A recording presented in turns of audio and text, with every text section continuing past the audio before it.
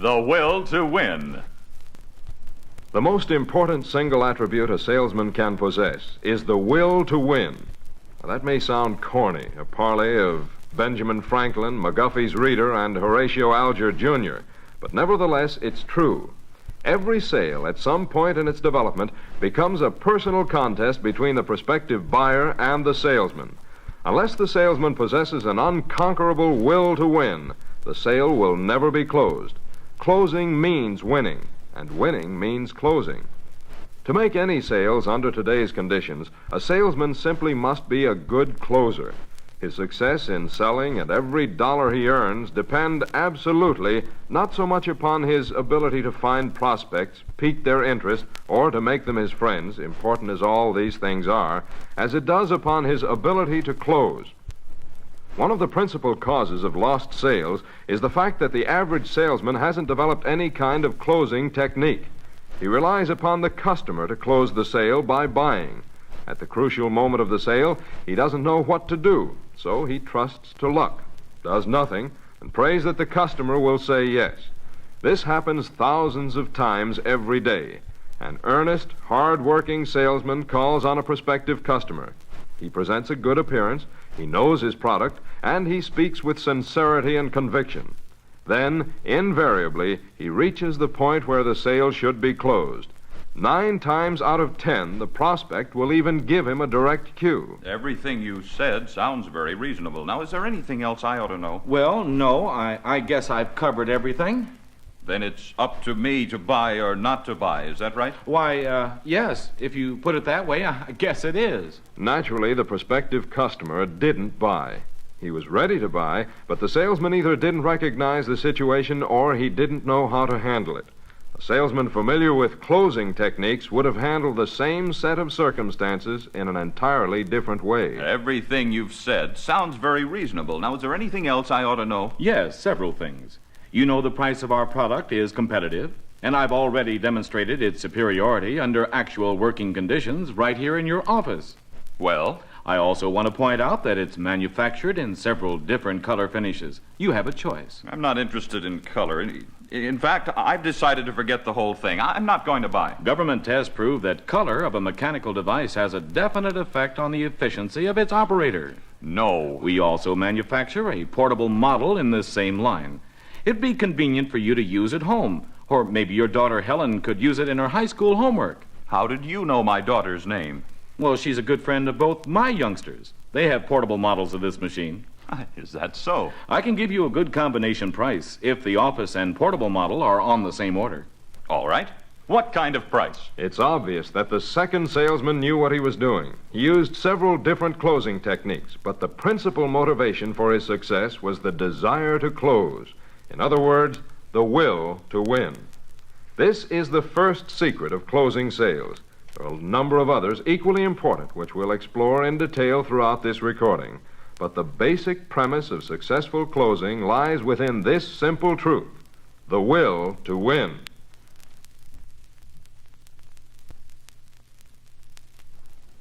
Charles Roth.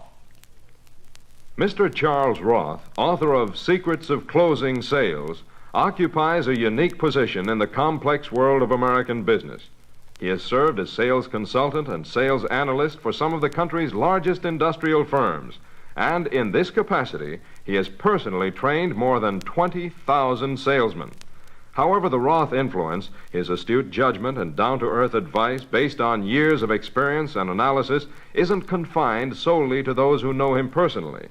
He's author of more than 27 books on sales, sales procedures, and the science of selling. His observations, conclusions, and opinions on these and related subjects are currently printed and reprinted by countless newspapers and trade magazines. Consequently, there are probably more prosperous salesmen in the country today who attribute their successful selling techniques to the advice of Charles Roth than to any other single source. In sharp contrast to some of his contemporaries, Mr. Roth has condensed his experience and advice into fundamental, easy-to-understand language that deals in facts rather than theories. Throughout the Secrets of Closing Sales, he has also drawn many lessons and rules from the knowledge and experience of numerous other salesmen. With typical modesty, he states simply, These closing rules and practices are not the result of any one man's thought or experience. Rather, they are the outcome of countless tests by thousands of salesmen to determine the factors in human nature which cause people to act in the way we want them to act. Actually, all I've done is to organize, classify, and illustrate these rules.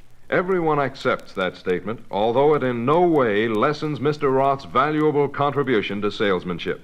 For as long as a man cannot go out and close sales that don't close themselves, as long as he cannot make up his customers' minds for them, as long as he cannot direct their thoughts into proper channels, overcome their fears and tendency to procrastinate, he isn't a salesman at all. He's merely a conversationalist.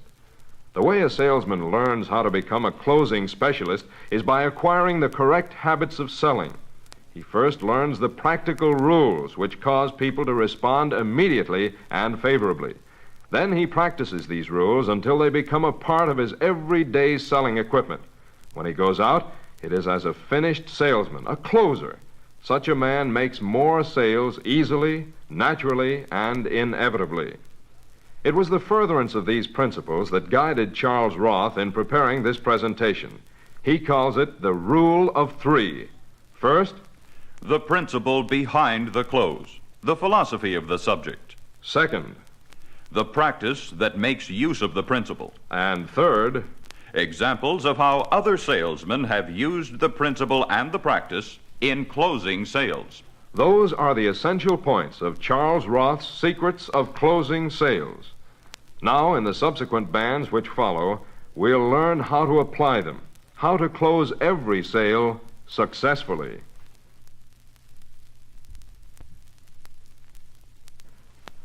First, the foundation. The first essential to successful closing, the initial secret of closing more sales, is to make sure you have a closing foundation under the sale. Foundation, in this sense, means customer understanding. More failures to close sales can be traced to imperfect understanding than to any other cause. For example, suppose you're talking to a prospect. You've mastered your sales talk, so you deliver it rapidly and without a hitch. You understand it perfectly because that's your business. But does your prospect understand? Remember, you must always allow for this possibility. Whatever can be misunderstood will be misunderstood.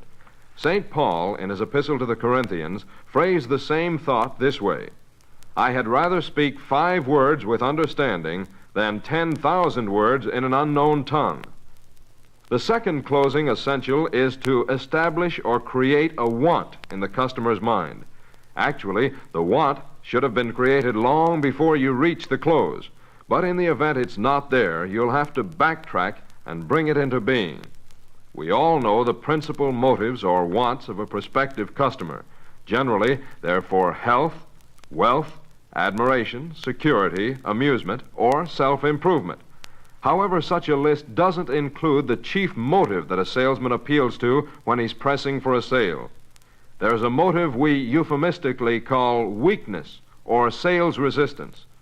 It doesn't mean weak in the usual sense of the word. It just means the weakness we all have of not being able to say no when a gracious and insistent salesman is pushing to close a sale.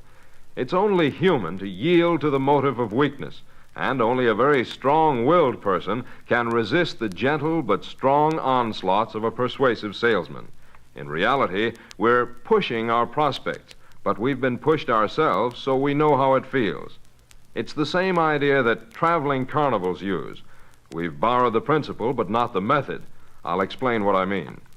A few years ago, in studying my own reactions to sales appeal, I was amazed to discover that every time I stood in front of a carnival barker's tent show, I ended up buying a ticket to see something I cared nothing about and had no desire to see. And yet every time the barker started his spiel, I seemed to be caught up in an irresistible tide. The price of admission is only 25 cents, 2 dimes and a nickel, 1/4 of a dollar, to witness the scientific marvel of the age. But you say that's not enough. You say you're not satisfied. You say you want more for your money. I couldn't understand how the barker could sell me on spending 25 cents when he hadn't created a motive or want in my mind. Actually, it was very simple. Upon investigation, I learned that the carnival employed several shills, or pushers, who started to push the crowd toward the ticket seller's booth every time the barker began talking. As salesmen, we used the same pushing principle every time we pressed for the close of a sale. Not physically, of course, nor with any of the browbeating tactics of the old-time high-pressure artist, but we push with subtleties, with graciousness, and with gentle insistence. Once you've appealed to the prospective customer's weakness or sales resistance, don't take no, 2 no's, or a dozen no's for the final answer. As long as you're gently persistent, you'll be welcome, and you'll probably close the sale.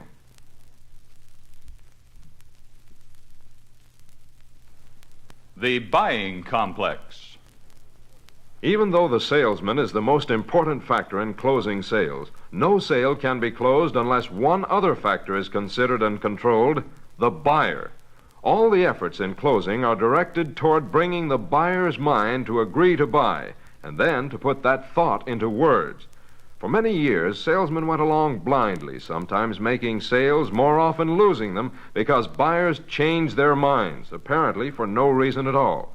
One moment, a typical buyer would be rational and genial. The next moment, anything could happen. Well, there's the line, Mr. Johnson, and I think you'll agree it's one of the best we've ever put out. Yes, these are excellent materials. None better, and the price is right, too. Yes, I suppose so, considering everything. Well, I was sure you'd agree, so I listed an introductory order here that... What do you mean, order? Did I say anything about buying any of this stuff? But, Mr. Johnson, you asked to see the line, so I thought... Well, just think again. The mere fact that I do you a favor by looking at this stuff is no sign I'm buying. Well, of course not, but I just... And to come to think of it, I'm busy.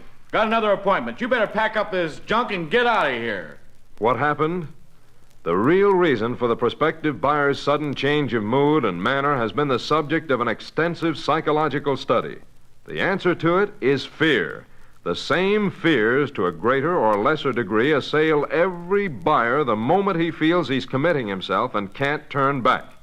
Those fears are very sharp and insistent. Is he making a mistake in buying what you sell? Is he getting his money's worth? Can he postpone it? Should he talk it over with someone else before he buys?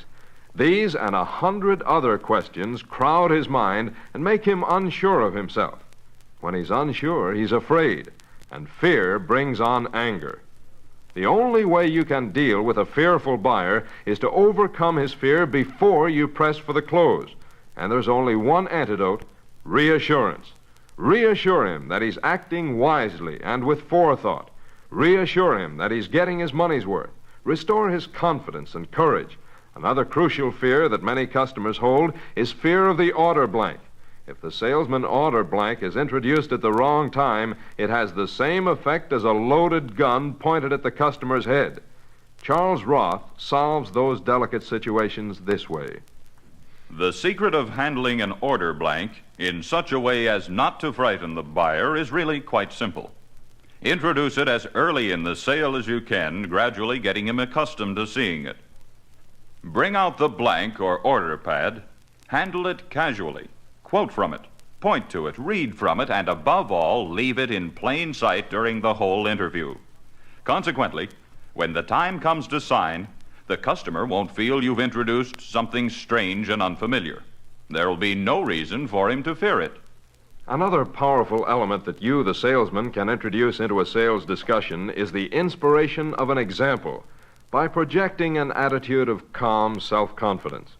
You can also control the situation by displaying sincere enthusiasm for your product or proposition and the advantages it will bring to your prospect. When you believe you can close a sale, the customer will help you close it.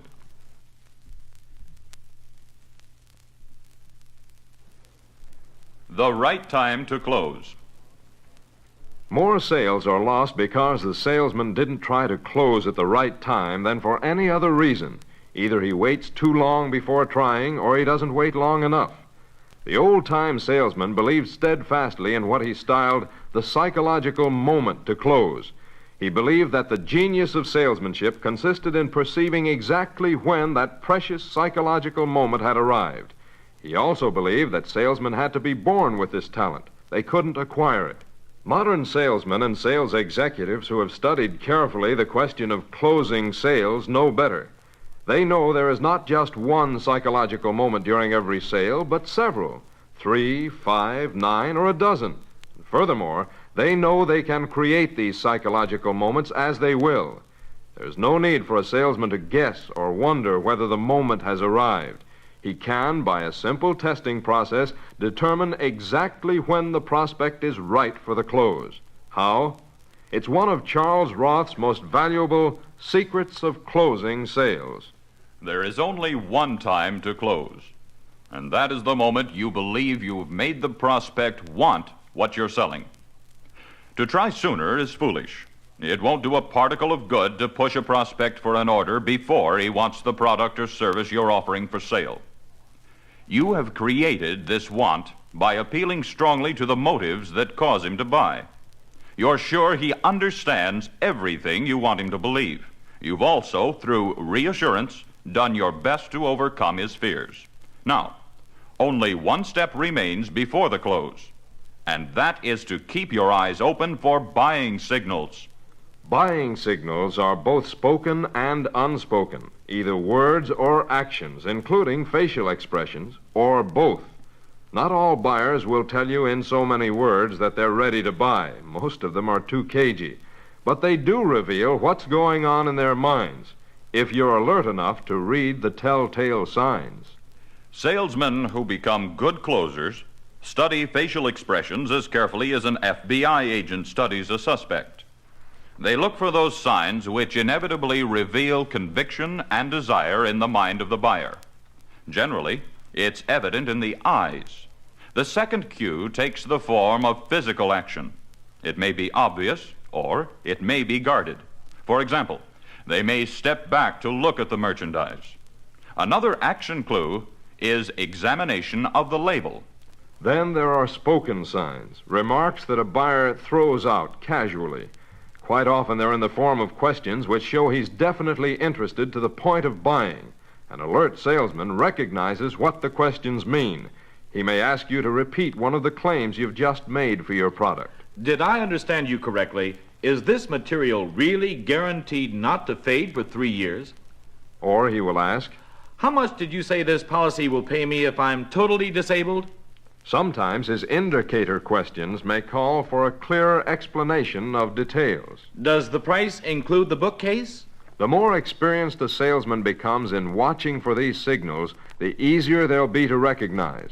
A New England writer and philosopher, Henry Thoreau, summed it up over 100 years ago when he said, "Nothing supersedes the necessity for being forever on the alert." Remember that in closing sales. Another good rule is this: regardless of what the situation may be, the moment you feel or sense the time for the close is at hand, try to close. Closing techniques that make sales. Good closers employ certain techniques which are the result of countless experiments in finding the most effective way to make a buyer say yes.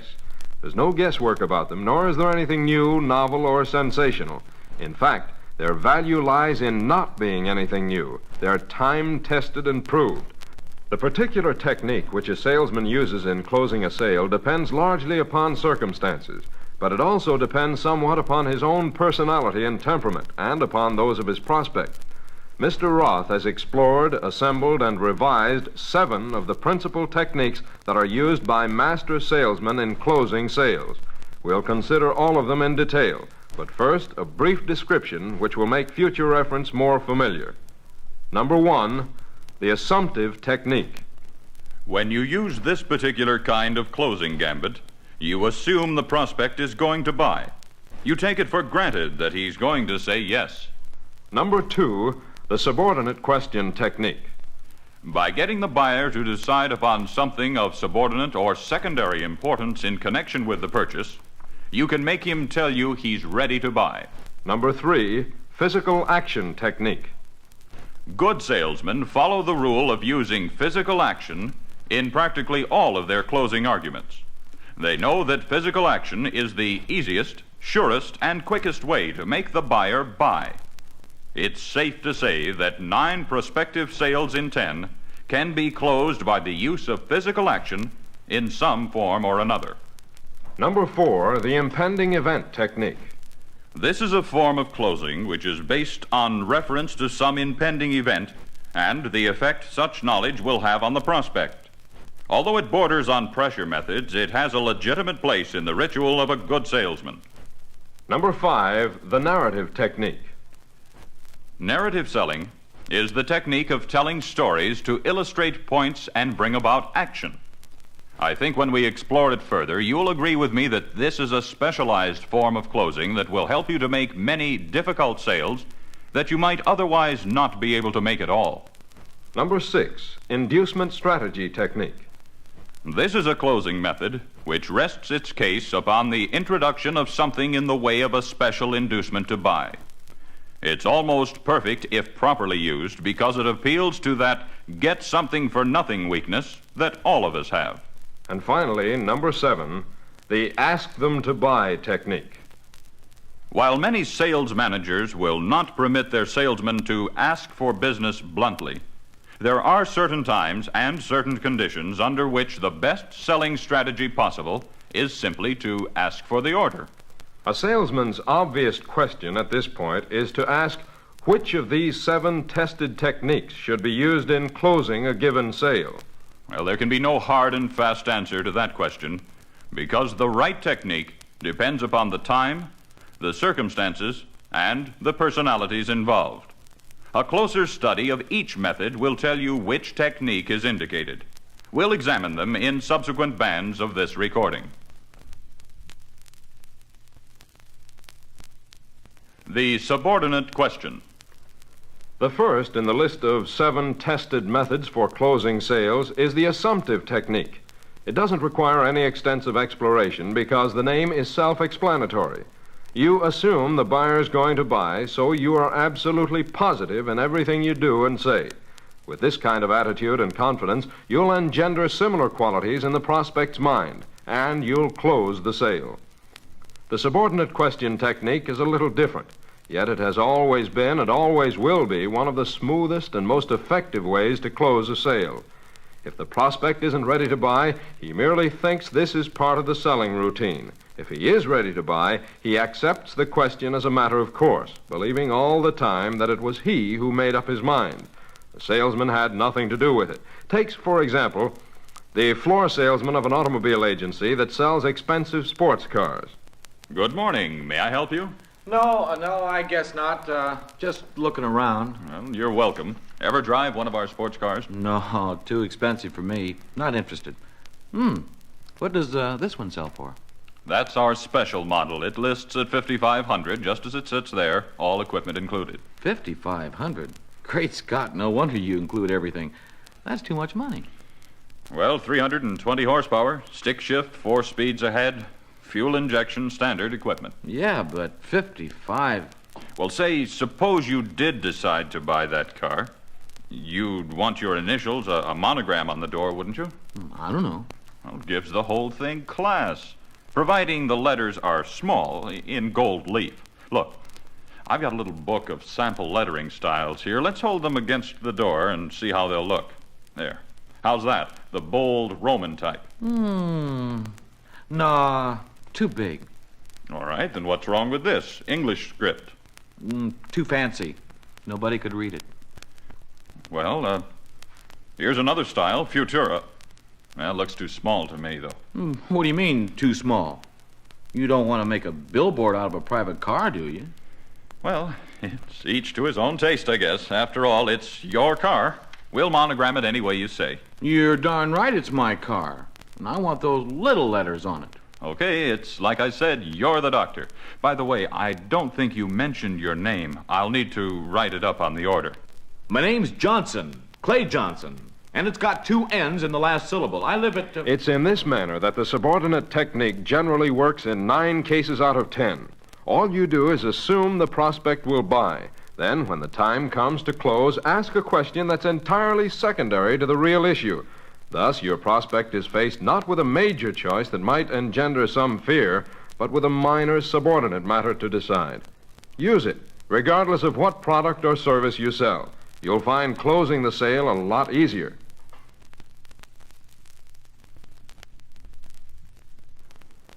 Action, narrative, and the impending event. The technique of physical action ranks high on the list of effective methods for closing sales. Its use demonstrates one of the soundest, most workable selling principles extant. For in selling, as in all other phases of life, actions speak the loudest and most persuasive language. The principle of using physical action in closing a sale is this: start to do something which the customer will have to stop you from doing in order to avoid giving his tacit consent to buy. The specific kind of physical action isn't important. It can be the manipulation of your fountain pen or pencil. The use of the physical action technique in connection with an order blank is a very common practice. You can kill two birds with one stone this way. Your action, whatever it may be, is holding his attention. And remember, you're talking, closing the sale all the time. And you're also making him familiar with the order blank. It won't be something to fear when you ask him to sign his name. Another and equally effective method of closing sales is the narrative technique. Just as the words imply, narrative, telling a story that will help close your sale. The purpose of the story is not entertainment, although it can be. There's no law against stories being entertaining or amusing, providing the point of the narrative is relevant to the situation. For example, when you relate a story about a man in the same line of business as your prospect, and the story is highly complimentary to its central character, your prospect will probably see himself in the same position. Consequently, if you closed a sale with the character in the story, your prospect will be inclined to react in the same way. If you do tell a story with an amusing twist to it, remember it will be more effective if it's about a subject or phase of life with which both you and the prospect are familiar. Salesmanship as an area has unlimited possibilities. Diamond Jim Brady, one of the greatest salesmen of all time, used the narrative technique repeatedly as an aid to closing sales. In most of Diamond Jim's stories, the joke was on him, which, as he well knew, is the most effective kind of anecdote. One of his best stories was concerned with his habit of boasting about his salesmanship. Then one day, according to Diamond Jim, he stopped in a little western mining town to visit a friend of his who owned a clothing store. His friend was busy, selling a man's suit to a middle-aged lady who was dressed in black, obviously a widow. Jim waited for a while, and then he finally left the store without ever seeing his friend. He said he was too embarrassed to wait any longer. Why, his audience invariably asked. Because, Jim would reply, I thought I was a good salesman until I saw that man selling. He's greater than I'll ever be. Well, what do you mean? One of his listeners would inquire. You see, Jim continued, the lady was really a widow. She wanted to buy a suit to bury her husband in. Well, did he sell her? Sell her, Brady would boom. That super salesman not only sold her the suit, but an extra pair of pants to boot. The impending event technique is another method that will oftentimes work wonders in closing. The salesman, at the moment of closing, brings up some impending event which necessitates immediate action. It would be an expected rise in the price of the product or a special discount that can be earned by immediate action. Many salesmen find that the impending event technique constitutes the strongest possible lever they can apply in closing sales. Naturally, it can't be used indiscriminately by predicting impending events that will never happen. That destroys confidence. But if a salesman sticks to facts, he'll find that he can capitalize on conditions and events. Oftentimes, they are strong selling and closing tools.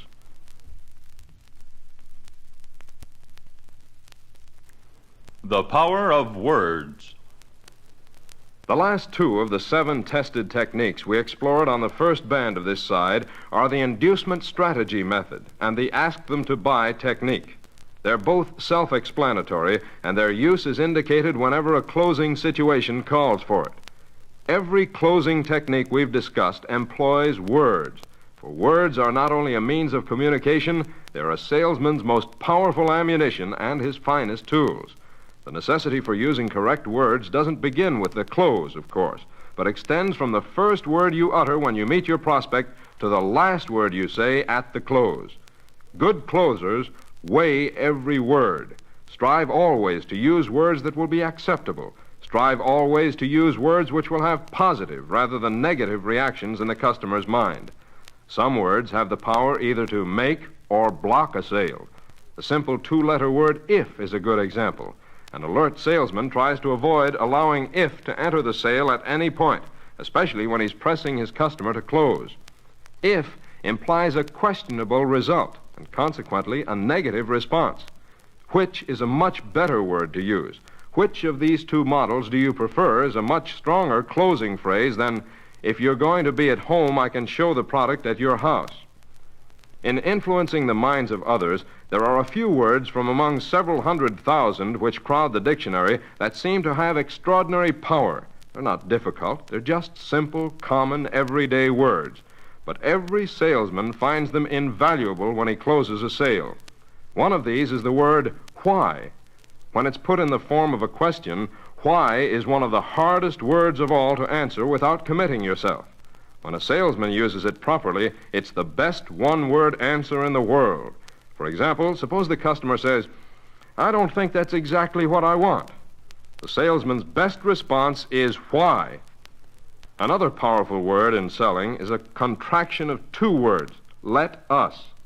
In common usage, it becomes let's, because it indicates at least two people. It's a cooperative word and unselfish.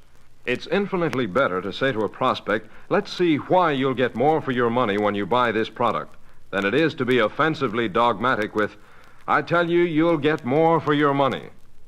But the magic words in closing sales don't stop with those two by any means. How is an equally good word. I'm going to show you how you'll save money is acceptable in almost any situation. And the word truth will always demand immediate attention. Possibly the reason is because we've learned to respect the truth. The final choice of words you use in asking for the order, no matter what your closing technique has been, is extremely important. In fact, most of the country's large selling organizations have worked out safe final phrases for their salesmen to use. Many times, good sales have been bungled by a few ill-chosen words used at the last minute in urging the customer to sign the order. The old-time salesmen tried to browbeat their customers with phrases like, all right, sign your name here right on the dotted line. The customers defeated that approach to the close by not signing. In the present day, we use powerful asking phrases such as, just your name and address, please, or, would you mind looking this over, then put your name on the next to last line. Words are indeed our greatest power in closing sales. We owe it to our customers and to ourselves to study and use that power carefully.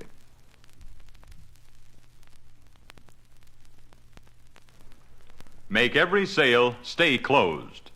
Although many salesmen believe that they have successfully culminated the sale and that their work is finished the moment the buyer has signed the order, the fact is that one more vital step remains. It's the step of making the sale stay closed. In the present time, more than ever before, sales have a habit of reopening themselves just when the salesman believes everything is settled. The reopening sometimes takes the form of a cancellation, sometimes a reduced order, and sometimes a postponement. Charles Roth suggests avoiding these situations by locking up the sale. A sale is truly closed only when it's closed and locked tight. And the locking process is as much a part of the close as the tested closing techniques we've been discussing. For the salesman, the close is a victory, and he's elated. For the buyer, it may be a period of fear and uncertainty. He asks himself questions such as, did I make a mistake? Will I get my money's worth? How do I know the firm is reliable? Assailed by the return of all the fears you overcame, he may call up and cancel the order. He needs to be reassured, resold, and congratulated on the choice he's made. The master salesman isn't through with a customer even after he's paid an after-sale visit. He knows he can use each customer as a source of additional business. He knows, too, that his biggest job is not to make sales, but to make customers. Even though you've learned the tested closing techniques, the assumptive method, the subordinate question, physical action technique, the impending event and the narrative method, plus induced strategy and ask them to buy technique, you'll not become a closing specialist until you make each one of these techniques and methods a part of your daily selling habits. Better salesmanship is almost entirely a matter of developing better selling habits, and the salesman who spends the necessary time cultivating these habits will find they yield enormous dividends. Years ago, Ralph Waldo Emerson wrote, "Do nothing ordinary." Most of the salesmen against whom you'll have to compete will be ordinary salesmen. All you have to do to become an extraordinary salesman is to do ordinary things extraordinarily well. After listening to this recording, you know that it is comparatively easy to close sales. The big job in winning success as a salesman is to close customers rather than sales. The salesman who masters the closing techniques and with them masters the humanities of his job does the prospect a favor each time he closes a sale.